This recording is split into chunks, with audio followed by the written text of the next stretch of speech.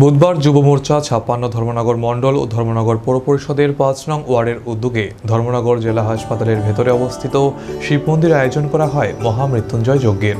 কথায় আছে, ভক্তি দিয়ে ডাকলে ভগবানকে তিনি নাকি অবশ্যই সাড়া দেন। তাই বিধানসভার অধ্যক্ষ বিশ্ববন্ধু সেনের দ্রুত আরোগ্য কামনায় এ যজ্ঞের আয়োজন করা হয়।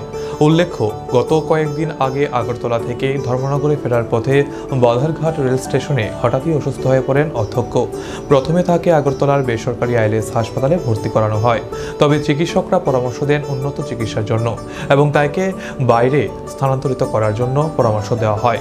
পরবর্তীতে তাকে ব্যাঙ্গালোরের একটি বেসরকারি হাসপাতালে নিয়ে যাওয়া হয়, যেখানে তিনি বর্তমানে চিকিৎসাধীন রয়েছে।